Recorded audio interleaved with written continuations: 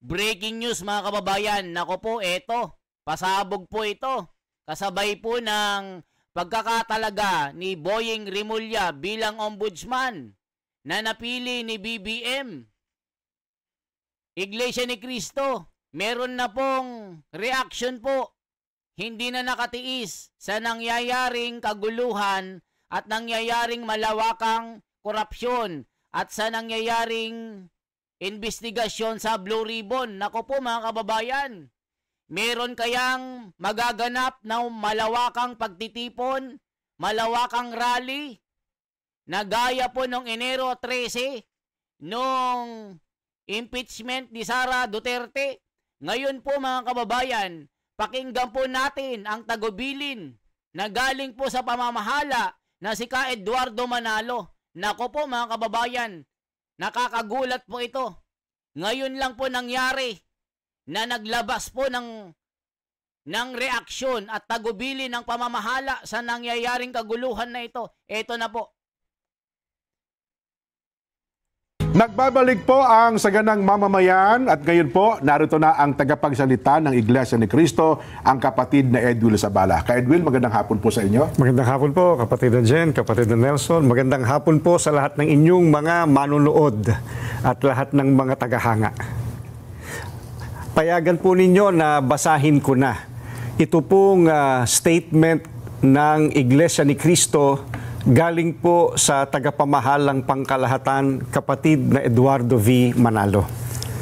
Pahayag ng Iglesia ni Cristo tungkol sa mga investigasyon ng malawakang katiwalian sa mga flood control projects.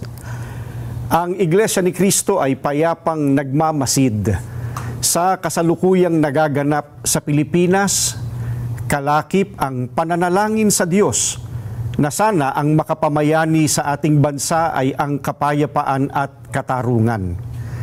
Ang mga pagtatalo-talo at pag-aalitan na ibinunga ng malaking eskandalo ng katiwalian sa libu-libong flood control projects ng kasalukuyang administrasyon at ang mga pag-aawayang pampulitika ang dahilan ng mga kaguluhan ngayon sa ating bansa.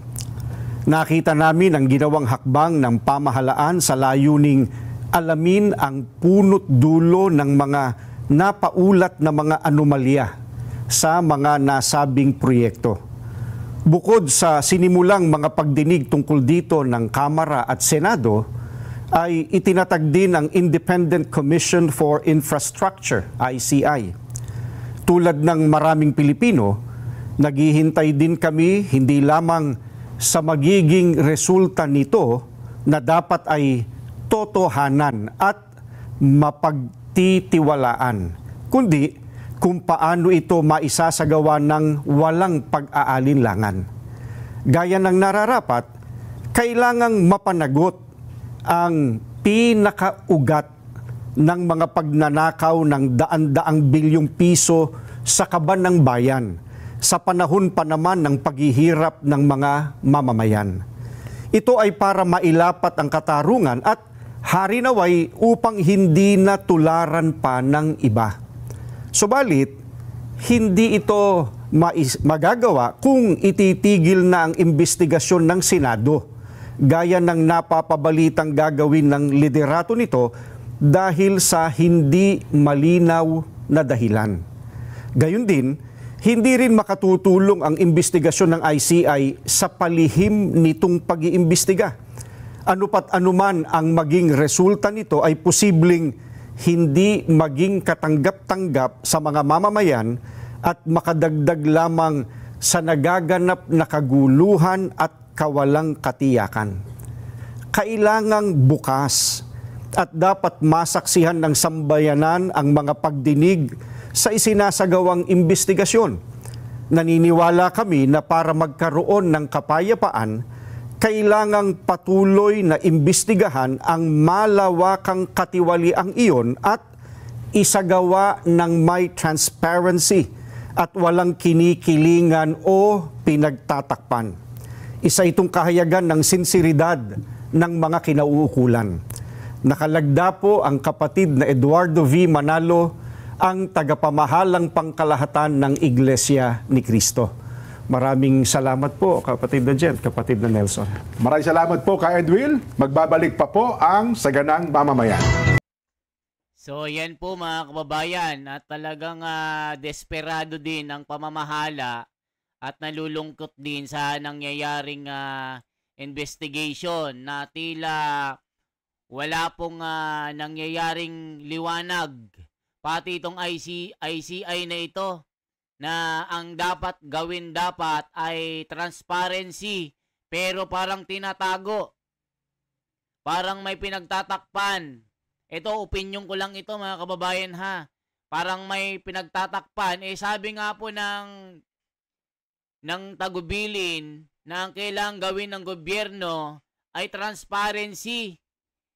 Kahit ano pa daw ang magiging kalabasan nito, ito ay magkakaroon ng hindi pagkakaunawaan at pagdududa, baka may pagtatakpan.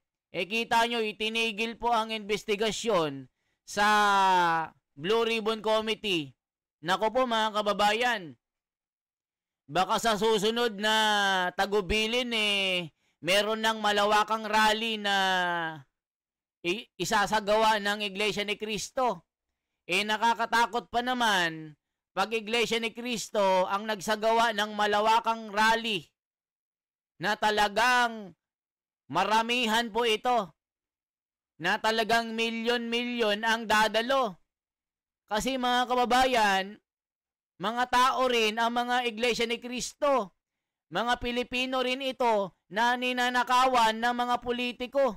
Gaya dito sa flood control issue na ito. Gaya dito, may lumalabas na mga witness na nilapitan si Senador Marcoleta. Yun nga lang na haharang. Hindi nabibigyan ng pagkakataon para dinggin ito. Pero ang ginagawa, pinagtatakpan nila at hinaharang pati si Marcoleta. Kaya dito, nagtagubilin ng Iglesia ni Cristo na dapat magkaroon ng transparency para hindi magkaroon ng pagkabahabahagi at sama ng loob. Kita nyo yung ICI nakatago. Tignan nyo. Mali-mali rin kasi itong ginagawa ng gobyernong ito. Mga kababayan, ano masasabi nyo dito? Nako po, talaga naman, ituloy pa natin ito.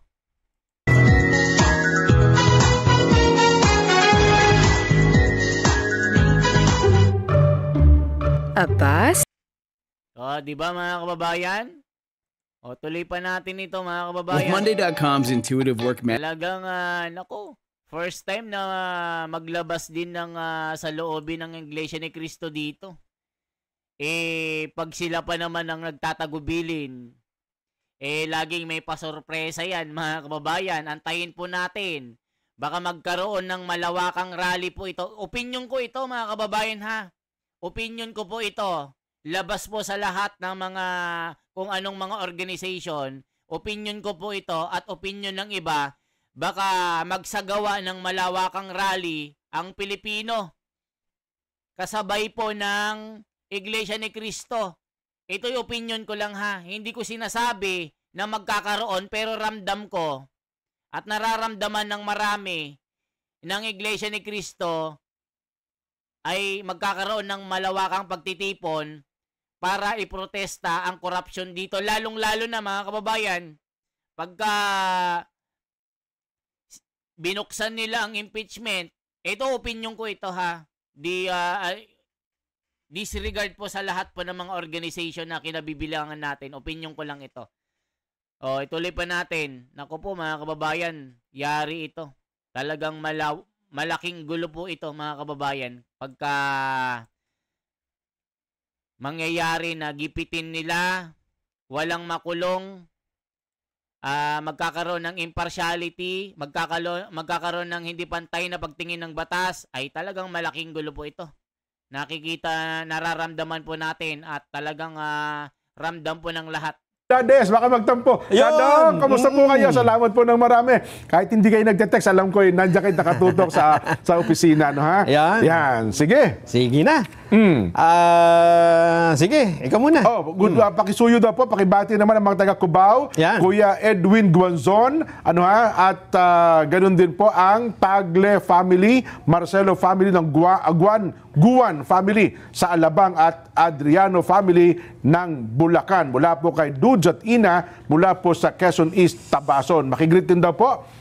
Salamat po ng marami. Mula po yan sa kay Kuya Roland, Kuya Derek. Yan din, maging mga kasir daw sa NAU, Jen. Ba, talaga naman. Hazel, HR Records, Joy Mania, Laguna. Ito po, napakarami pa rito. Sabi ng So, yan mga kababayan, talagang magkomento po kayo anong masasabi nyo dito sa tagubilin ng Iglesia ni Cristo na pati sila talagang nalulungkot na babahala sa nangyayaring investigasyon na tila nagkakaroon ng pagtatakipan, may impartiality, merong biases. Kailangan po malaman talaga ng taong bayan ng sambayan ng Pilipino ang totoo. Nakikita natin ang ginagawa ni Tito Soto, ni Lacson, pati itong si Boying Rimulya na dalobender. Nakikita natin at ramdam natin na merong sinusunod na script. Pag si Saldico at Boying Romualdez, walang epekto. Hindi nila pinapansin, pero pag ibang tinutukoy mga senador, yari ang bibilis nila. Kaya ito, mga kababayan, mag-react po kayo. Anong masasabi nyo dito? Malawakang gulo ito. Pag ang mangyayari, hindi masunod ang batas dito, tapos ng laban, mga kababayan. Lahat po galit na ang tao. Kaya nga, pati Iglesia ni Cristo naglabas na rin ng saloobin dito sa nangyayaring korupsyon. Pati sa nangyayaring investigation ng ICI kasi nga nakatago. Parang may sekreto, parang hindi maganda sa pakiramdam ng mga Pilipino. Pati sila nararamdaman na ito'y magkakaroon lang ng gulo or pagkabahabahagi ng mga Pilipino kasi hindi natin nakikita na parang may sekreto na ayaw mabulgar.